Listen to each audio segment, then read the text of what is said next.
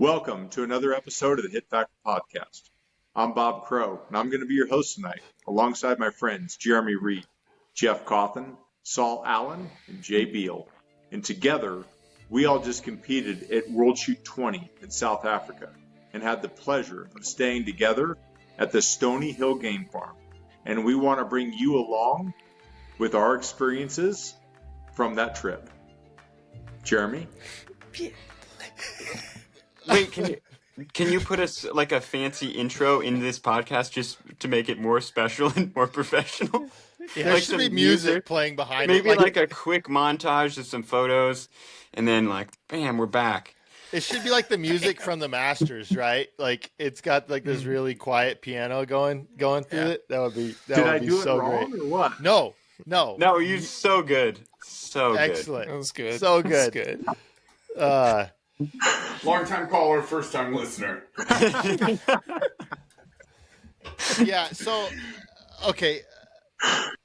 I mean, I think I'm a broken. I think Jeff's maybe sick of hearing this, but I just kept saying it over and over. Like it was like 3 days left in our trip, and I just kept. I know I kept telling Bob, and I probably let people like we have peaked. Yeah. As far as a trip goes, yeah. I don't think it can get better. I expect like a trip without my blood family, and I use that terminology purposefully. Like a trip without my blood family, I don't know that we can get a better trip. Yeah. Like it was just incredible, just plain incredible. You heard about like. You heard about Saul in episode 1. Okay, by the way, this is episode 3 of our World Shoot. If you haven't listened to episode 1 and 2, go listen to those. But this is going to be the most fun episode for us to record. You heard in episode 1, Saul talk about he kind of got to a dark place and he kind of left some internet communities and stuff like that. So, look, Saul and I might have had like a little bit of a falling out. And I didn't know if he liked me anymore or if he wanted to talk to me anymore. And we found this cool place and we needed some place. It was like, hey, Jay, we want you and Saul to come stay with us. And Jay's like, well, I want to come, but I don't know if Saul is like, no, tell Jay, tell Saul.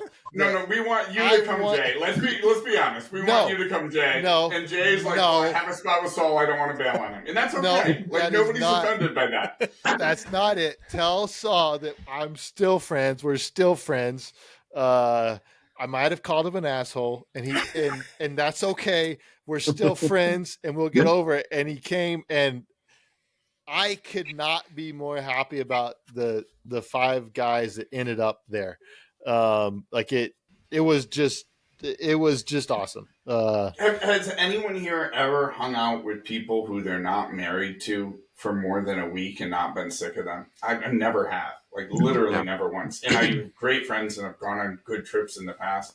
It's like on the day we were flying home, I didn't feel like I'd offended anyone. Nobody had bothered me. Like it was like the most pleasant social 12 days I can remember. And I told one of the first things that I told my wife when I got back, it was like, I don't think I've laughed that hard with like some other guys since like maybe high school. It's been a while, and because I laughed so hard on a couple different occasions that I recall, and it was great, so great. Like all of you guys, it's really good. Also, have I plugged Jeff's solo podcast yet? You should go listen to that. Oh my gosh! Pretty good gosh! Just to bail on this one now. It's terrible. Okay, let's talk. Do we want to talk about the airport at all? Well, I mean, so if you kind of start from the beginning, the reality of it is when they announced World Shoot in South Africa, all of us were stressed out. We're like, God dang, we got to go to South Africa for a World Shoot. We're being advised to freaking, potentially take RAND so that we can bribe our way through certain situations. We're being advised not to drive out of Joburg at night. We're being advised higher security.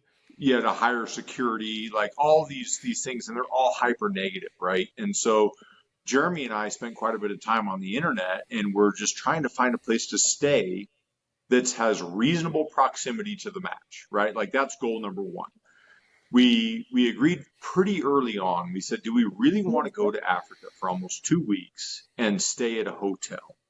And I'll be honest with you, like I had it in my mind that hotels there would even be pretty nice, right? That they would be reasonable. We could get a decent hotel, like a Hilton / Marriott level hotel in the area.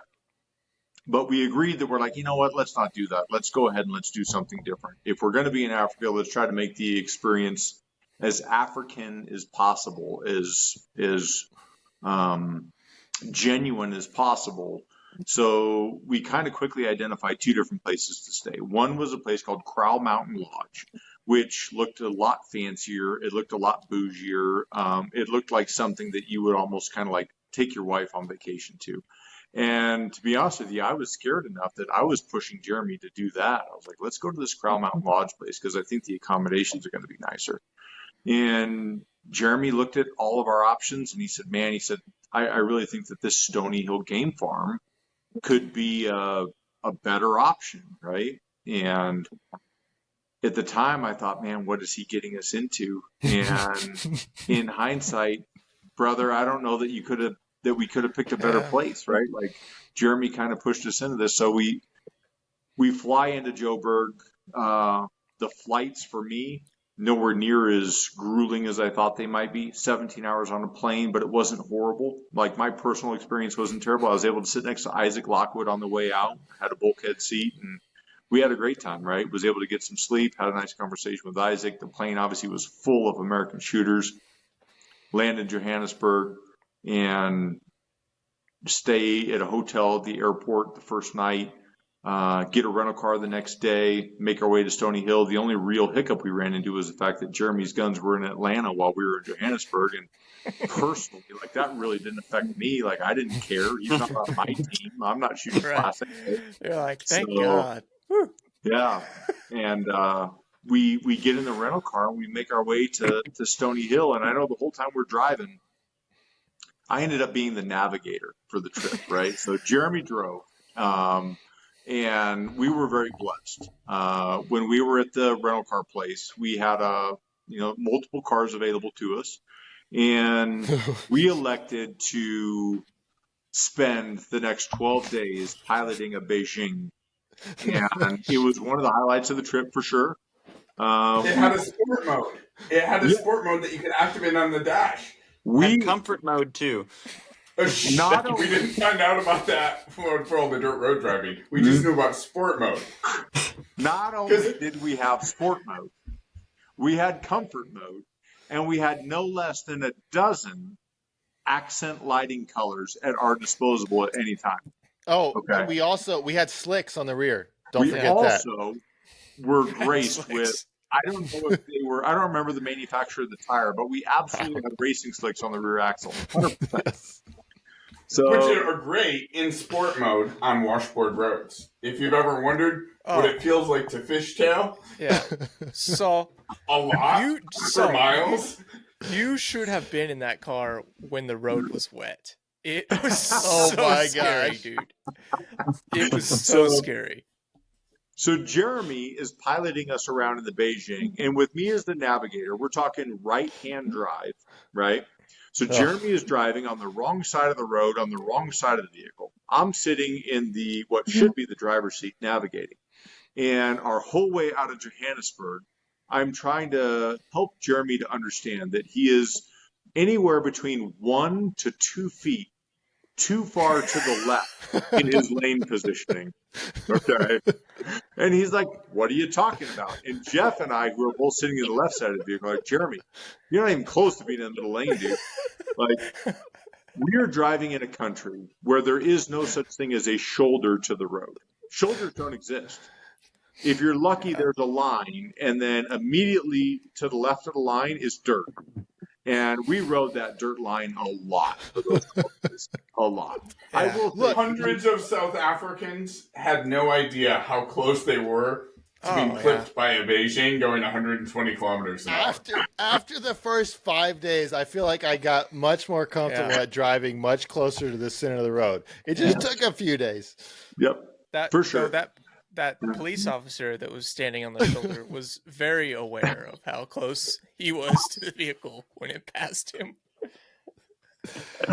So I can't really defend myself other than to say that there is something weird about sitting on the right side of the road and you feel like you're driving on the center line and your left tire is driving in potholes. Yeah. But you think your perspective is that I'm driving on the center line and you're not.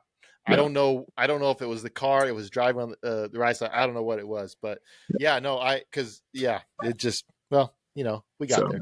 Without getting too far off in the weeds on this part of it, Jeremy successfully piloted us to Stony Hill. And the whole time we were driving there, we were a little apprehensive because we're literally going off nothing but internet searches and proximity to the range. And we arrive at Stony Hill and we arrive to what ultimately ends up to be a 3,000 acre property, fenced with an automatic electric gate.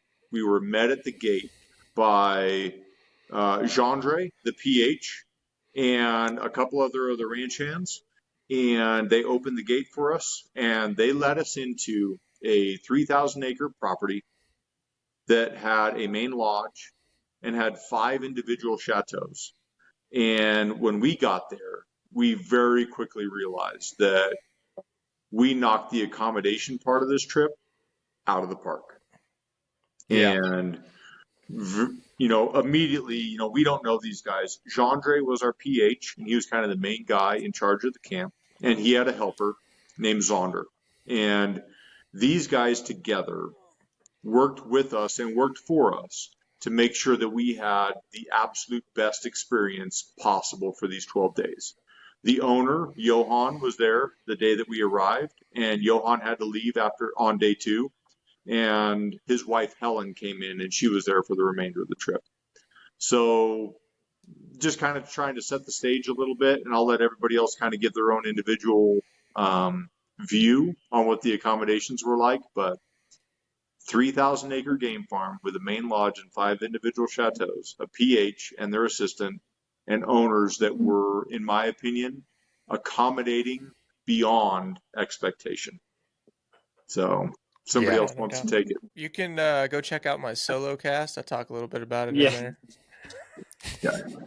So, pump up those numbers. Jeff, I don't understand. Like, I try to hand shit to you on a platter, and you're so socially inept that you just walk away from it. I don't know what to do. So one of the very first things that we were able to do, and at this point, Jay and Saul had not joined us yet, but one of the very first things that we were able to do, correct me if I'm wrong, Jeremy, I want to say it was the very first evening that we were there. Yep. Yeah. We went on a game drive. So imagine arriving to this place, and I can tell you that for me personally, I didn't feel as though I was leasing a lodge. I felt as though I was a guest in somebody's home. Yeah. And they load us up. They asked us, would you like to go on a game drive? And Jeremy and I and Jeff look at each other like, well, of course we do. So they load us up in the back of a quintessential Toyota Land Cruiser, right, with bench seats in the bed, with a couple of pairs of binoculars, and they take us around this amazing property. Stony Hill, this is not a flat piece of ground, right? There's a lot of natural terrain. There's a lot of natural trees and foliage. There's a high point on the property that is, I would have to guess and say somewhere between probably at least 800 to 1,000 feet above the elevation of the floor, maybe. A pretty good elevation gain. Very stony, very rugged in terrain. Amazing stone walls that no one actually knows who built them or why they were built up on this big stony hillside. The views are incredible. We got to see all sorts of plains game. And this is the first night that we've arrived, right? Like, we just get there and we receive this experience right out of the gate. And Bob sees a giraffe. And I literally get to see my kinfolk right out of the gate in the wild. You know, it was an amazing experience. I took 100 horrible, unusable cell phone photos that in the moment I couldn't wait to take the next picture. And after looking at all of them, I said, why in the world did I take all these pictures? Because I can't see anything. But it was just incredible, right? Like here we were, we've traveled to South Africa. We've endured the flight. We've made it to our accommodations, and we've made the decision to forego the match hotel in lieu of this game farm. And this game farm is incredible. Yeah, man, it's tough to like I want to just dive in, and it's tough to like know where to start because it was exceptional. So yeah, we had these 5 chalets. Maley and Henning Walgren, they stayed there as well, so they had one of them. So we had 4 more for the 5 of us, and Jeff. Bob was in a twin bed. Like you have Bob, he's 6'7", he's sleeping in a twin bed. I walk in at one point.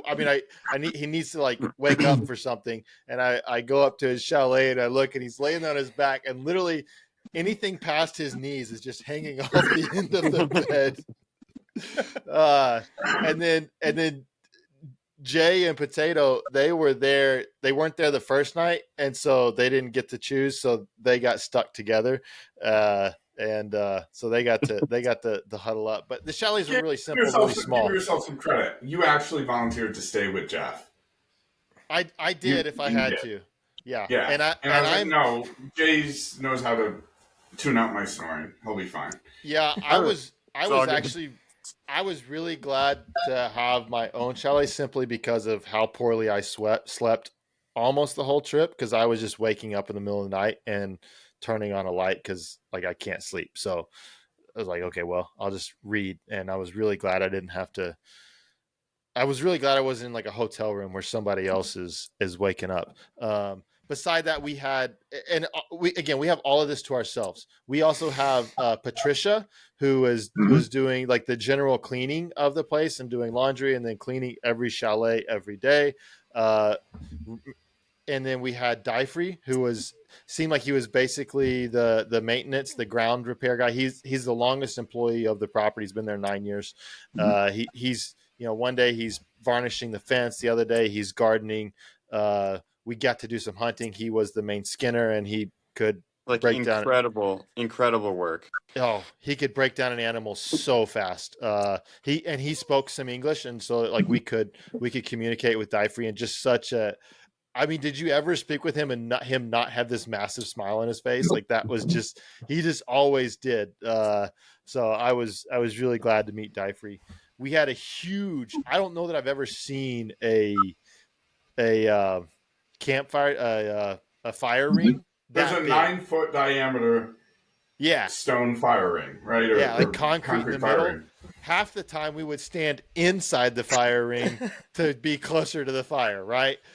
They had fire going for us every night that we didn't have Jay do a friction fire, which is one of my favorite memories of that. Mine too. Yeah. And then we had just a general meeting place where we could get together and eat our meals. And I mean, man, they said online that there was catering there. And so I was like, okay, cool. Let's do, they had a hot breakfast and a hot dinner. And we did that probably at least 70% of the time. Maybe, that's probably pretty close to accurate. And we got there and I didn't know what their catering was going to be like. Are we going to want this the whole time? Or is it just going to be kind of microwave meals or something? I didn't know. And so we got it the couple of nights. I said, hey, can we do it the couple of nights? Then we'll see if we want it more. And we kind of figured out or learned, like they said, like, well, we don't normally cater this much like this. We'll do it, but we don't normally do it. It's like, oh, okay. We'll try it the first night or two, because we don't know the grocery stores. We don't know all that stuff yet. So let's just do that so we have something to eat. And I mean, that first night, was it beef tenderloin the first night? It was. I thought it was ribeyes. Yeah. Oh, maybe it was ribeyes the first night. But like they brought out all these steaks, and then they just keep bringing out like plates of different sides and stuff. And we're like, this is incredible fun. You guys, I don't know if you want to, but you get to cook the rest of the time we're here, because it's amazing. Yeah. And it never stopped. The first night they sat down and ate with us. Yeah. Yep. which is Yeah, cool. it was great. I don't know if they were uncomfortable, but it was great to have them just to get we got a lot more insight just on the area, the country, the property, and all that. And that was really cool to do. Should also we've mentioned Johan and Helen, Jandre Zonder, and then Claire is Yes. one of the owner's daughters. That was there, and she was incredibly helpful the first night. She was actually the one that did all of their internet stuff, and I guess that was like she was basically responsible for the fact that we found it. And they don't get Americans there very very often, is my understanding. It's mostly locals, mostly South Africans. So they were like, "How did you find this place? Like, why are you here?" Somewhat. It's like, well, I googled Game Ranch, and Stony Hill came up, and it looked amazing. Yeah. And it's better than it looked. Her daughter Jessica took over. Yeah. Wasn't there the first night or two, but took over cooking, Yes. and they did a phenomenal job too. I thought this was very sort of sensitive and perceptive of preparing food that they assumed we would like correctly, but always including like a different dish as well. Yeah. To sort of give us a variety of like local favorites. Yeah. And so it wasn't like, hey, you have to eat this thing that you may or may not be familiar with. Like there'll be steak and there'll be salad and there'll be a bunch of things that you're used to and something else, whether it's a dessert or a main or, or sort of basically grits, like a cornmeal. Yeah. Popo. Pokey? Popo? Was it? What is Pokey? it? What? Pokey? Pop. It's Pop. just pop, period. Just Yeah. pop. Yeah. Yeah. Just pop. There we go. We'll get there eventually. I mean, like if I just say Malva pudding, Yeah. right? Like, Oh, how about how about malva pudding in the pizza oven? Mhm. oh, they had a wood fired pizza oven, whereas we just made our own pizzas for a couple nights. And That used it was- like a microwave to reheat anything else, whether it was Yeah. a steak or bread rolls that we turned into croutons. Yeah. Man. It's gonna be incoherent probably from here on out. But like just getting to see the the mongoose, right? There were red mongoose everywhere all over this place. I've never seen a mongoose before, and then I see this little ferret thing, and Jandre, what is that? He's like, oh, that's a mongoose. And we saw him a lot. I got to see him hunting, and I saw him catch a couple mice, and it's like, okay, that's just really cool. That was just awesome. Yeah. And so many elements of the design too. You guys explained that the owner Johan, this is his planned retirement, right? So this is not like a family farm. This is a property that his father had lived in the area, and he bought this property, and he's done a lot of design choices to sort of make it for the long term. Yeah. And so it's not just a hunting lodge that's trying to sort of turn over like high volume without getting into their business. The hunting lodge they made choices to make it nice in ways that matter, independent of sort of the commercial interests. So they have a 400-foot well, and so they got phenomenal groundwater. You can drink out of any of the taps. All of the little cottages are thatched roof, which do a phenomenal job of dissipating heat. Even on a couple of days that were in the 80s, it was always cool and comfortable in there. There's no AC because they're running on very little electricity intentionally. They're not on a grid. And so you just open the windows at night, and there's a fan if you want it. But like lots of little choices and like attention to detail in terms of making the space just really, really lovely. Yeah. Like, it didn't need to be that nice to be what it is. Like somebody sort of took the time to make it nicer. So Thornbush. Oh, Thornbush. go ahead. Thorn tree. Thornbush. Jay got intimate with these trees because, look, Jay's like he's like a fire making like savant, right? I should explain this in the way that is not. It's not. it is a fundamental skill that people should have because if you can make a fire, from an ember into flame, then you have like fundamentals of fire making down. And so the ways that you get an ember are either flint and steel or by friction fire. And so these are like if you got that, then ideally you never have to do it. You just have a lighter in your pocket and you just light things on fire. Um, but it's it's one of my favorite things to do because of the learning aspect, and because you can, you go out in the woods, you gather material, you make a fire, and then when you're done and the fire's going, then you burn the equipment that you used to make the fire. Obviously, you wouldn't actually do that if that was your only means of fire making, um, but you burn the equipment so that all of the things that you messed up while making the fire, you don't get to just use the somewhat functional but flawed set of tools that you use to make the fire. You have to make those tools again. And I love that process of learning. And I love using different woods. Like this is what I would do, go around, try different woods, see what works, and you get like an idea of what is good material to make friction fire from. And so to be able to make a friction fire in South Africa was so cool for me. And I was something I was thinking about, like whenever I walk around and I see trees, I just look at them and I wonder if they're good for friction fire. And so I remember asking either Jean-Dre or Zonder or somebody who was like, like what kind of trees do you have around here? And they were like thorn bush and thorn tree. And so I was like, all right, cool. That seems pretty accurate. There were some other things that I saw on the little game drive that we did on the last day, but I don't think they would have been suitable. I think thorn bush and thorn tree were perfect. And so I got to go out and collect thornbush. Saul and I went out on a run, and yeah, so I found thornbush, which is a little bit softer, pretty splintery, lots of pretty fibrous. I was a little skeptical, but I felt like maybe it would work. And then thorn tree, sorry, for the piece of the set that needs to be harder. And then I grabbed some grass and pricked my hands on everything because everything's sharp, and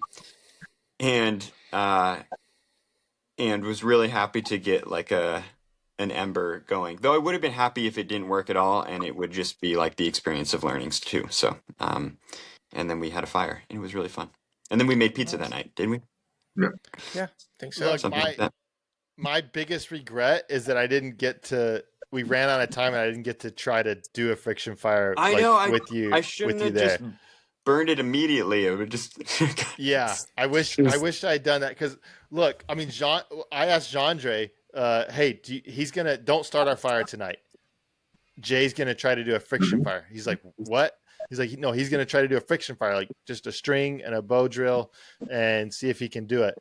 And Jean-Dre's like, oh, I want to watch this. And he sat and he watched it the whole time. Dude, there were so many times that watching this fire, what I was amazed by, seeing that it was cool to be able to see the actual ember and how long the ember stuck around.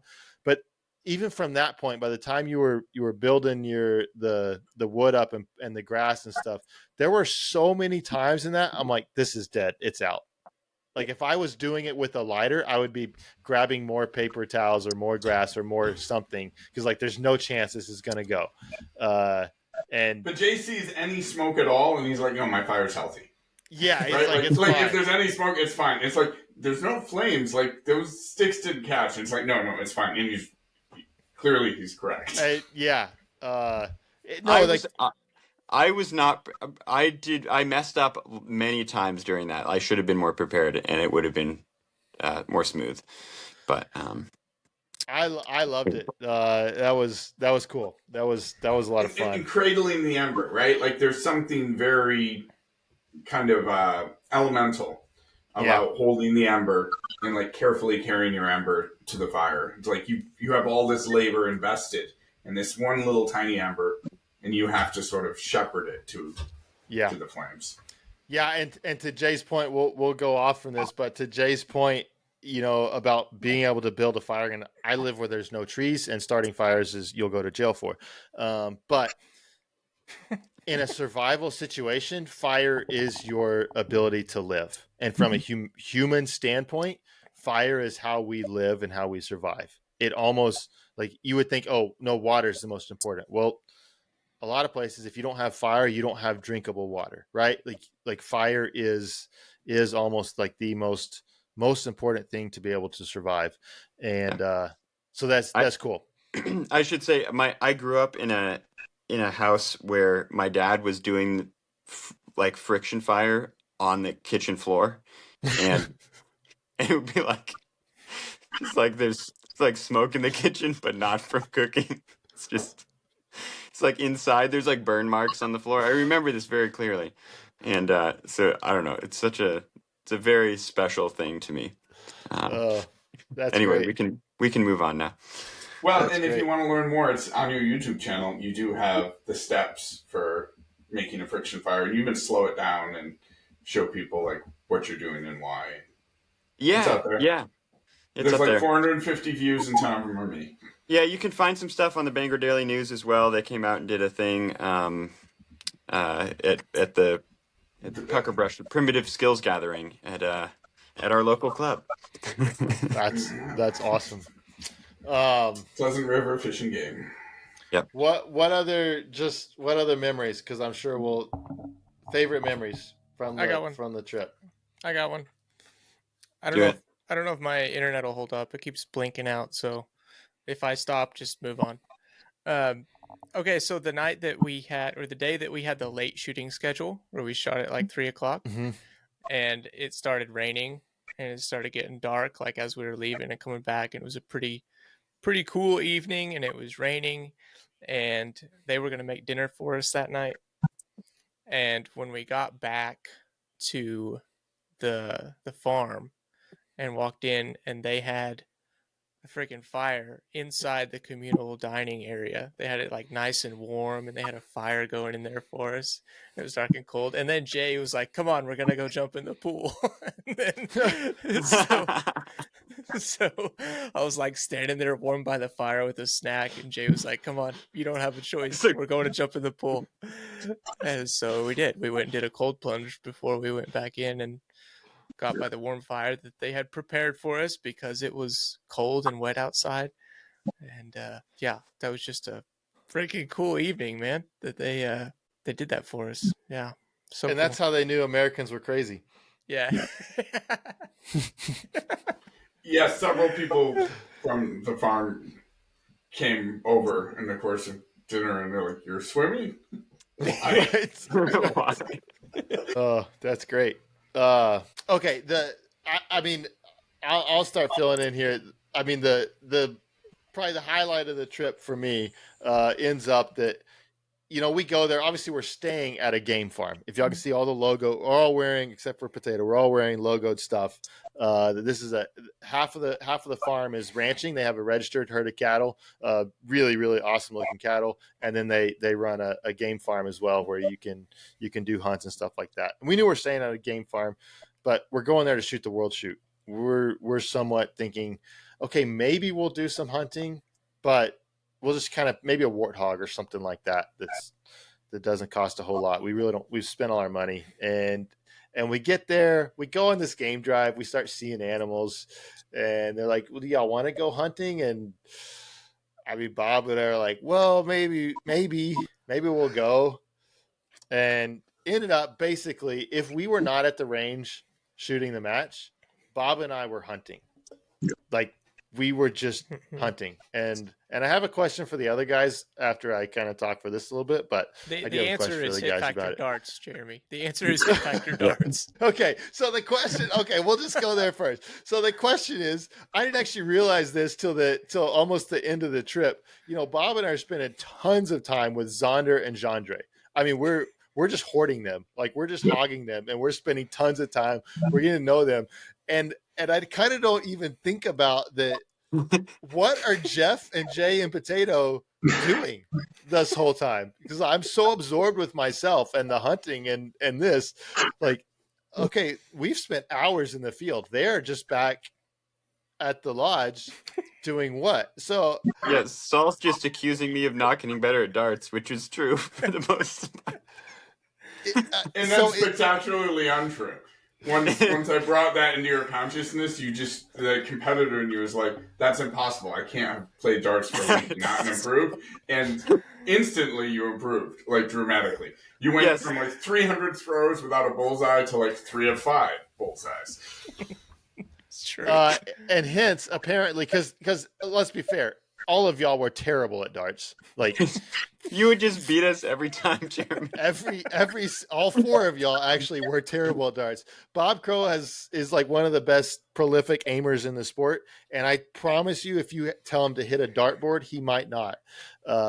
Jeff literally stuck a dart in the bricks, well above the dartboard.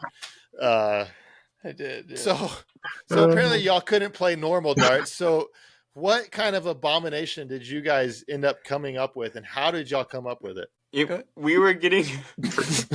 Go ahead, Jay. Jeff and I were struggling to play regular darts. Yeah, we were trying to play like 501 game or whatever, and like we couldn't get started. We could never hit the bullseye, so we're just like, you know what? And then I was 9-shot burst. That's what we're gonna play. Yeah, it was 9-shot burst, and then it was like, whoa, this seems. I don't even think we got to do 9-shot burst until later. I think we did 6-shot burst. But hit factor darts is how many points can you score divided by how long it takes you to do it. Yeah. So it's also exactly like, how it sounds. It's like, and it started with 9 darts, which was like a very big logistical challenge. How can you hold 9 darts, feed them in your other hands? And once we added mics to the mix, which a mic is minus 15, there was a lot of debate about how many points. But I thought, in honor of shooting, a mic should be minus 15 because it just should be. Once we settled on 6 dart hit factor, then Jeff's sort of native talent really began to express itself. Yeah. He had a 27.89 hit factor run. Wow. Yeah. Wow, that's unheard of. It was unheard of. I know. And like the time, Jay could push the times down to the low 3s. I struggled to even hit under 4. But Jeff was at that sweet spot of high 3s. Right. Yeah. But luckily hitting a couple random triple 19s or like multiple triples.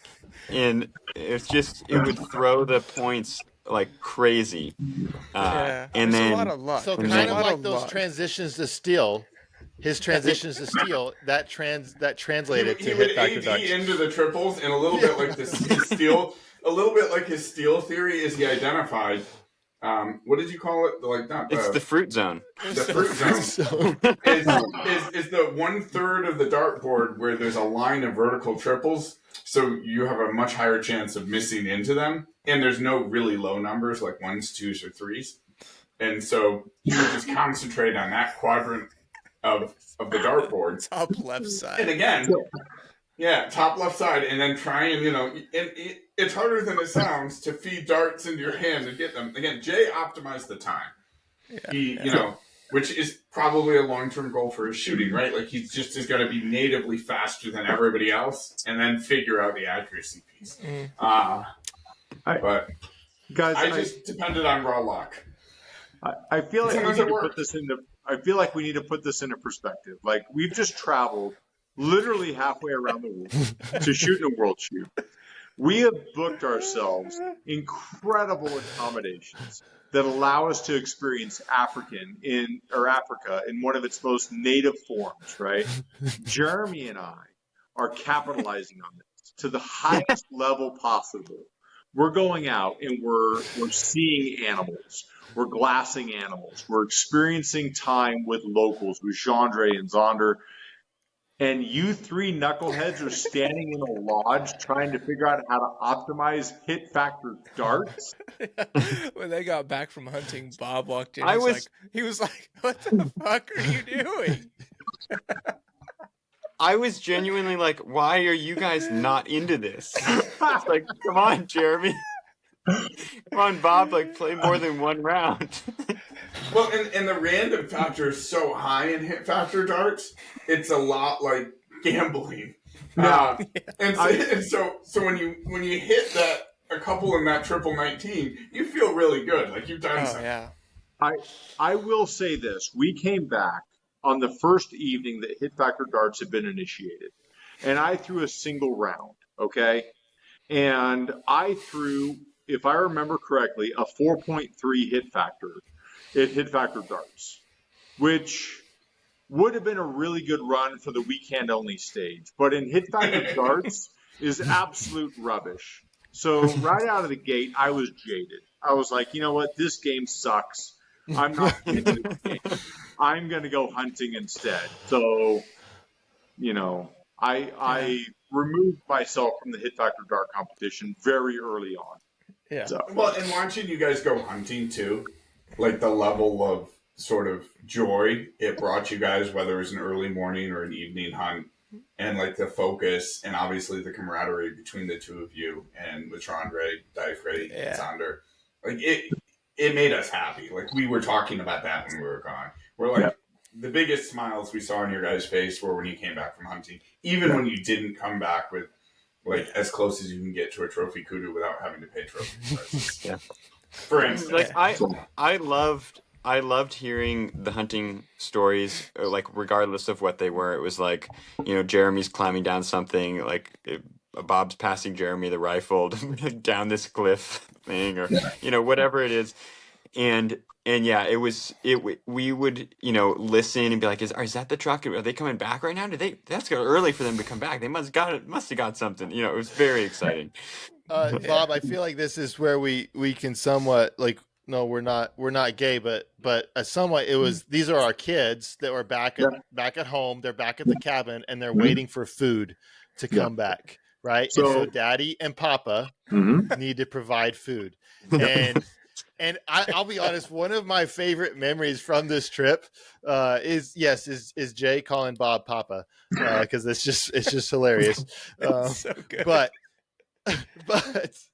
like when I shot the impala, which was the first animal to get shot, right? Yep. Like, and we bring it back to camp, and everybody's like so excited. Like I was excited to shoot it.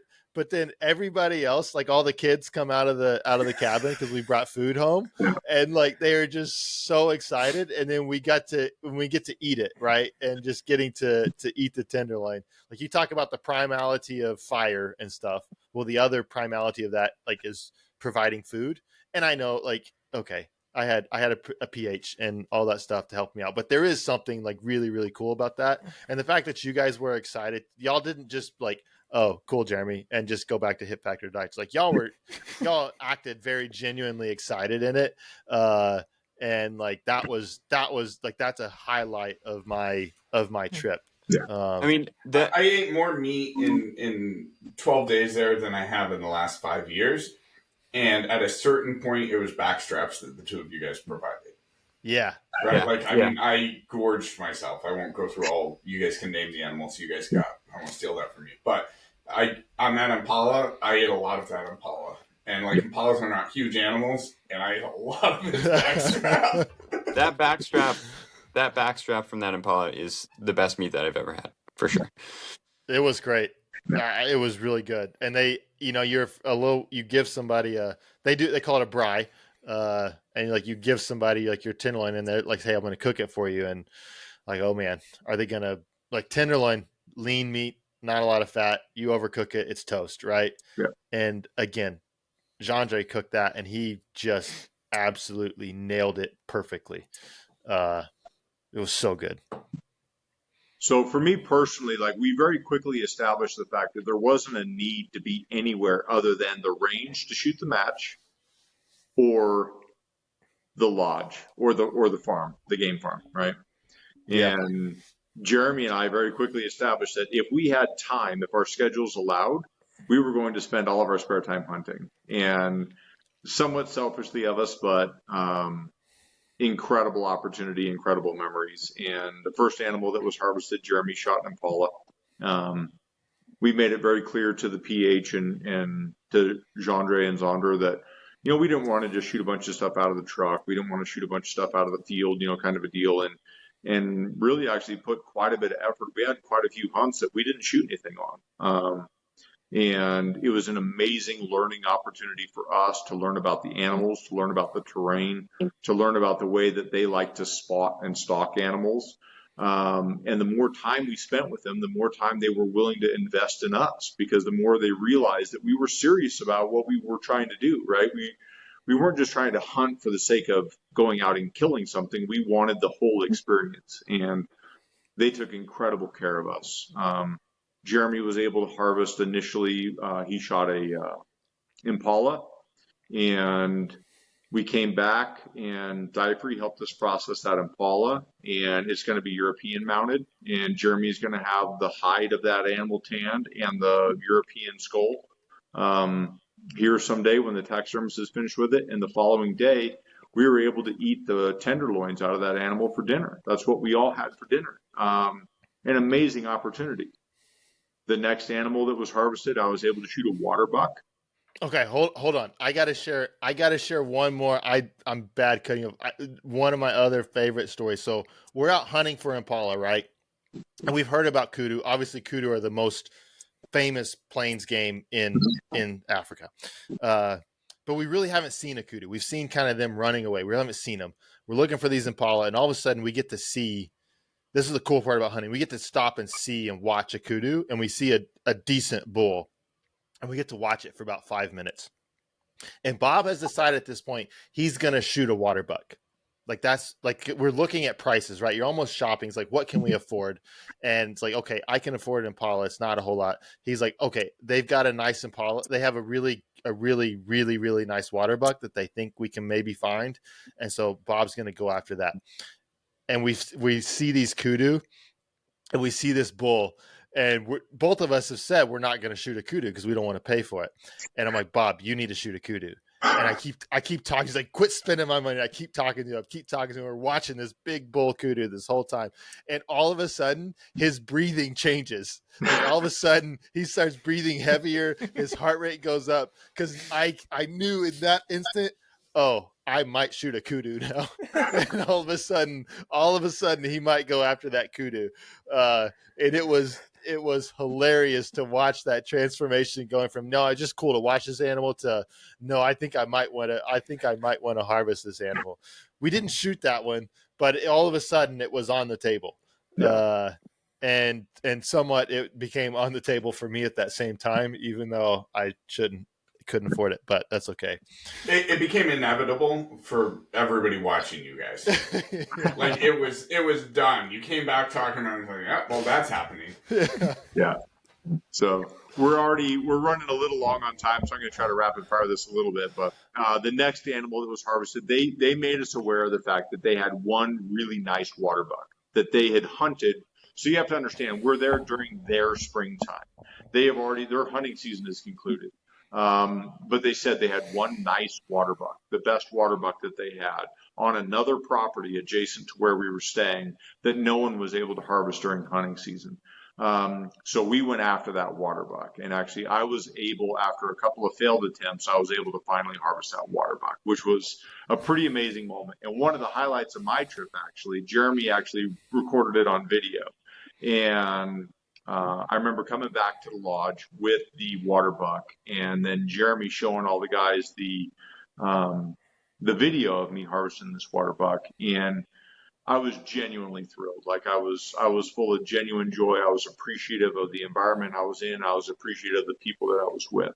And I remember Saul and I watching that video next to each other, and Saul getting kind of emotional. And you have to understand, this entire trip, for reasons that I kind of laid out in episode 1, was a very emotional trip for me. So it meant a lot to me. And experiencing that with Saul was really, really cool for me.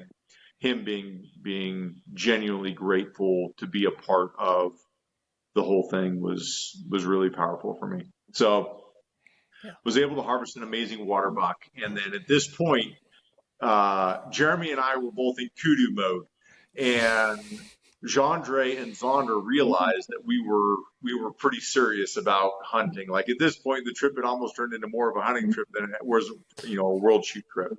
Yeah. And we kind of switched gears, and Jeremy took the rifle and we went after a kudu. And I'll let Jeremy talk, briefly here about the kudu that he was able to harvest. Well, okay. Before that, one small memory. So Bob shoots this water buck, and Zonder is this 19-year-old kid, and he's off in the bush. He's not with us. We have Jandre there with us, and then Zonder's off in the bush, kind of acting as our spotter. And he had actually climbed up in a tree, and so he sees the shot. He hears the shot, but he doesn't know the result of it, right? And so all of a sudden we're walking up to this water buck that's on the ground. Bob made a perfect double long shot, absolutely textbook. And Zonder comes running out of the bush like 100 yards down further away from it, and he sees that water buck on the ground, and the first thing he does, he just throws his arms up in the air, and he was like, and to see the video shows Zonder and Jandre after, like, Bob's freaking out. He's super excited, but Jandre and Zonder were both super pumped. I mean, like they were high-fiving each other. And the phrase that will live on forever was Zonder to Bob. It was, "Well done, Bob." Well done, Bob. And like that phrase will live on for forever. Anytime Bob shoots a good stage from now on, like that will be how we know that, like how we will tell him that he's done well. It was really cool, like in that moment, to see like them be so excited. Yeah. Because they had tried. Like Bob asked them, "Why haven't you shot this?" They tried. They had not been able to harvest it yet, or hadn't had a hunter that had been able to harvest it. And truly, just you should look up, Google water buck. Buck is BOK, and it's a beautiful animal. And Bob was fated to shoot to harvest one because his chateau or his chalet had 2 water buck in it, and it's like, okay, like he kind of had to. So while we're waiting to get the truck to get this water buck out, we look up in the corner of this property. And this property is crazy dense. You can't see 20 yards anywhere. It's incredibly dense. But you could look up the fence line. We look up the fence line. All of a sudden, there's a big kudu there and a big bull. I mean, it is a big bull. And I'm starting like, how far away is it? Like, can we make this shot? Like, well, it's in range, but no, like, this is not one that was one that they were keeping. They needed to keep for breeding purposes and stuff, right? So they couldn't harvest it. But it, like when you saw that one, all of a sudden you see a really mature one. It's like, okay, yeah, well, I'll deal with the consequences of the credit card later, and let's see if we can go after a kudu, and we'll just deal with that later. That's fine.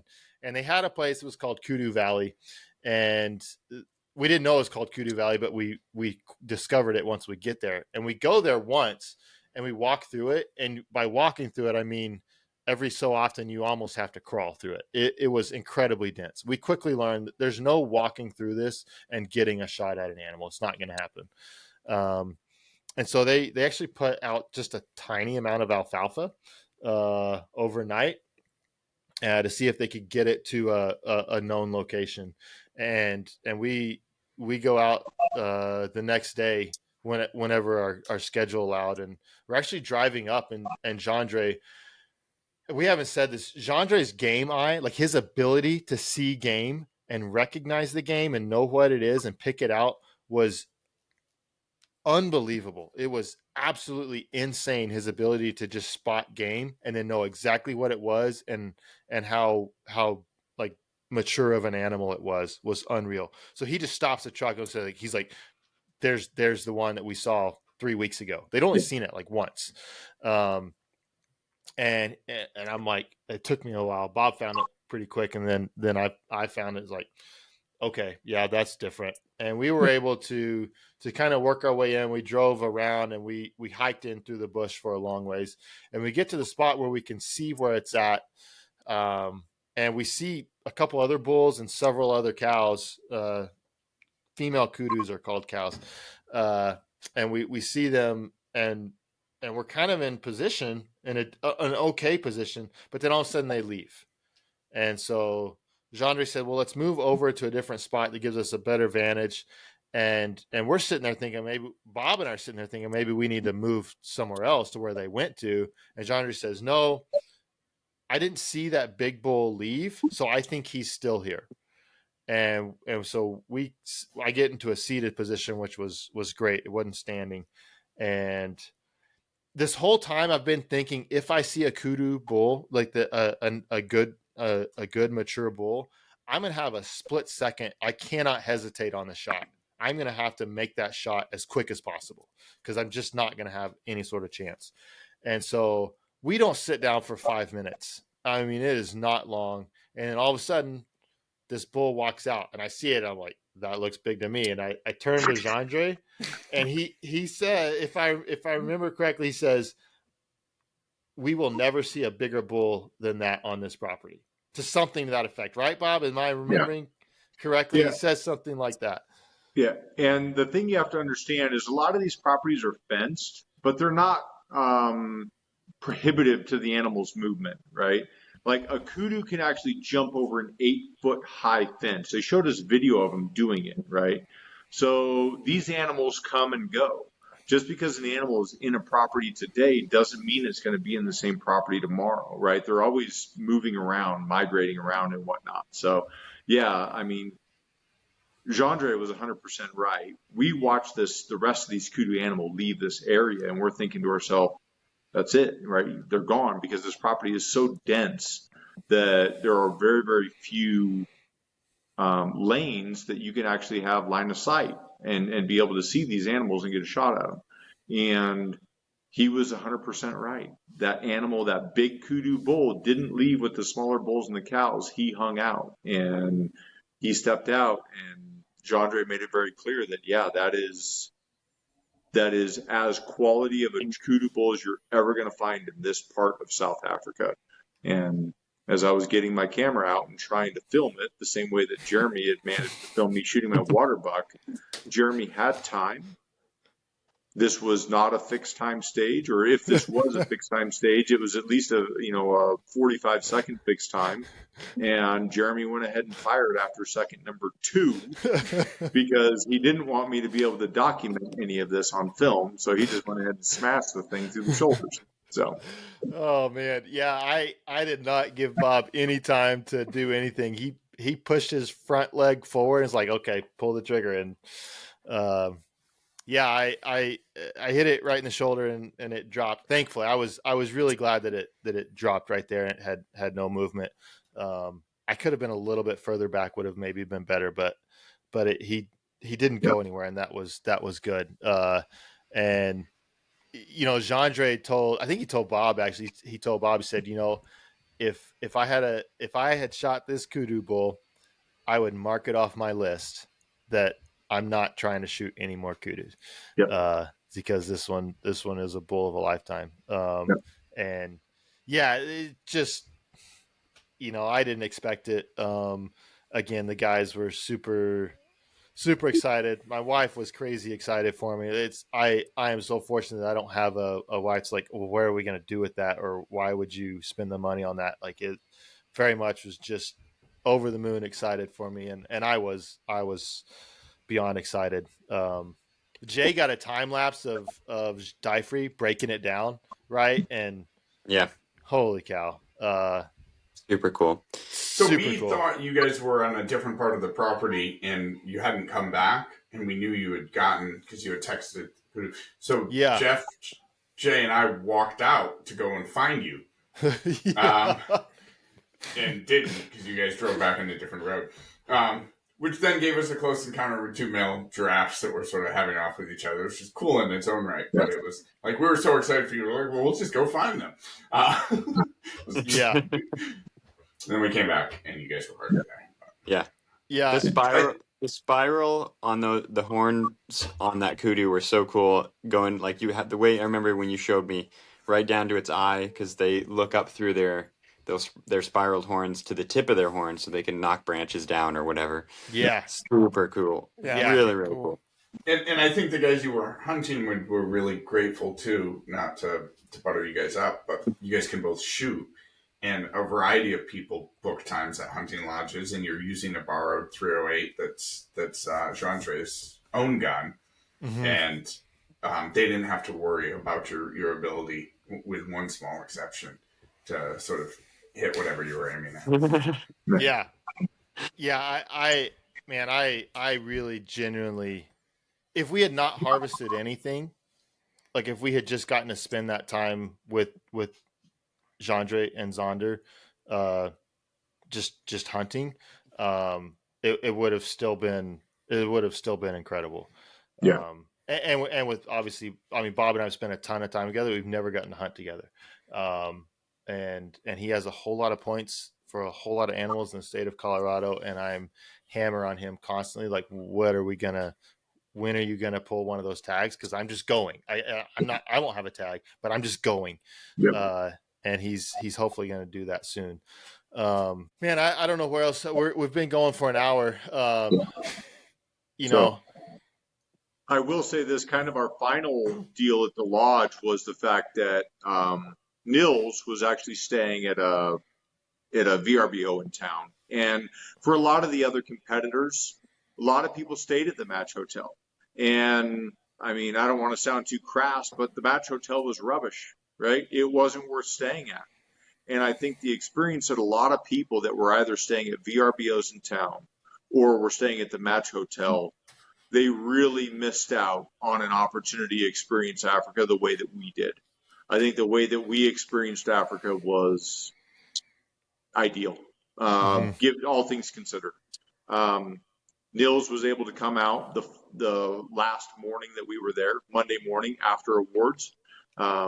He Ironmanned it. He got like 3.5 hours sleep, got up at 4 o'clock in the morning, 4:30 in the morning, and drove out to meet us for a 6 a.m. hunt. And I was able to harvest, because at this point, Jeremy has killed an impala and a kudu. I've killed a water buck. And we had hunted kudu for myself a couple of times and had been unsuccessful to that point. And the final morning that we were there, Monday morning, we had to leave by 2 p.m. And myself, Jeremy, and Nils go out, and I'm able to successfully harvest an impala. And it was an hour-long stalk. It was a great hunt. It was phenomenal. The ground was wet. It was overcast. It was kind of damp and quiet walking. And just had an amazing hunt. And Nils has never hunted anything in his life, never killed anything in his life. So it was a complete eye-opening experience for him. He had a big old Canon, camera with a giant lens on it, and wasn't able to like get the shot or anything on camera or whatnot, but took a bunch of great in the field photos after that. And when we took that Impala back to the lodge, we all jumped in the Land Cruiser again and went on one last game drive, all of us together.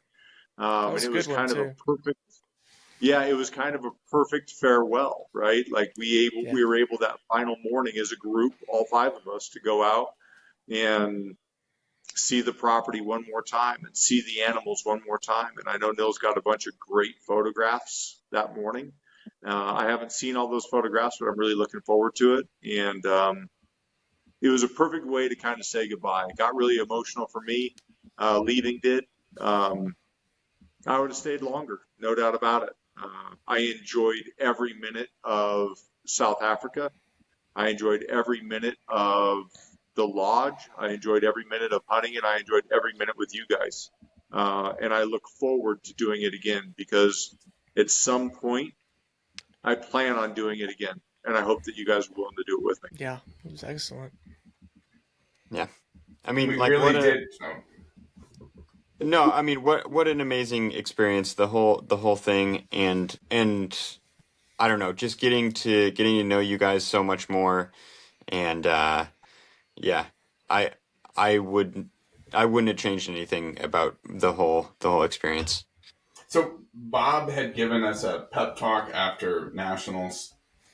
He was like 1.5 sheets to the wind. He wasn't, it was just light Bob sailing after nationals in June. And he basically said, part of the deal is, like, we're here to compete, we're going there to compete. Like the atmosphere where we're staying, like it has to support that. And I think what became really apparent to me is all of the different ways that we sort of managed our time were very conducive to that, right? So Jeff shot the best match of his life. You hit your goal, Bob. You finished in the top 10 at World Shoot.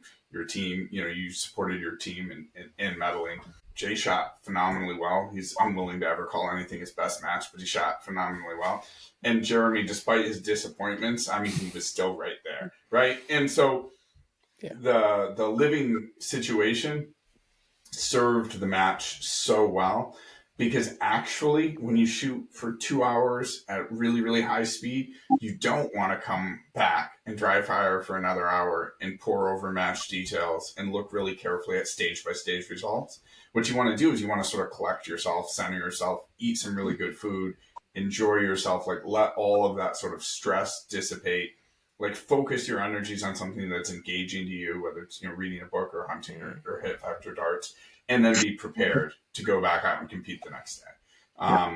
And so the atmosphere, it rewarded, it really furthered match performance in ways. And it was, I know you guys talk about it becoming a hunting trip, but it wasn't a distraction. I don't think people shooting suffered from that. I mean, I think it augmented it.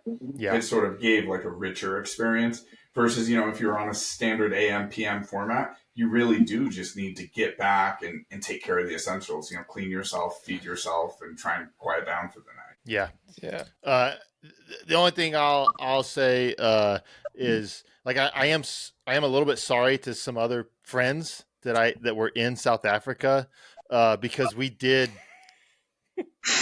keep this. We consciously didn't invite anybody. We talked about it too. It's like we could have these people over and we're like, and it frankly, it wasn't that we didn't want other people there. I think we all had people that we wanted to come join us. It would have been awesome to have other people, but who knows how you shift. But it was, we were guests in somebody's house and they were amazing host. Yes, we paid them, but frankly, from an American's perspective, look, I'll just put the number out there. For 11 days, if you take out any of the hunting, everything else that we've talked about, all of it, less than $800 for 12 days, 11 nights, right? Like it was insane. And we were guests in their house and they treated us so amazing. Mm-hmm. And I really I didn't want to impose on them. And I wanted to be selfish and not mess up what ended up being amazing. And so if you got left out, I'm sorry. But I'm not really. And I mean, I have memories of just overhearing a conversation of chainsaws and mauls, a dragon biting a giraffe for a really long time, tiramisu. That was gonna be my other one, is going to Woolworths and having all the ladies at Woolworths trying to get us to buy all the desserts. Everything. The grocery store there was like a small Whole Foods that was better. Yeah. And in dollar terms, reasonably priced. So when we did feed ourselves, we ate really good food and we had delicious desserts every single day. There's just like, I found myself like the weeks after this, especially when I'm just in it quiet in the shop, there just be memories of like just stuff that just pops up and it's just like, man, it was great. So, I'll echo what Bob said. And like, this isn't to the listeners. This is to you guys. Like I'm thankful to your families, like for them to sacrifice for y'all to be here. I'm thankful that you guys came and were part of it. And we can get upset about our shooting. We get excited about our shooting and all of that. Frankly, like I could not have imagined this have being what it was. In my wildest dreams of what if I had imagined South Africa being the best possible. Say Jeff and I win first and second, and we stay in a match hotel or something, it would not have been as good of a trip. And so, like seriously, to you guys, I will forever be thankful. So that's all I've got. It's so good. Yeah, well said. All right, go out and make memories.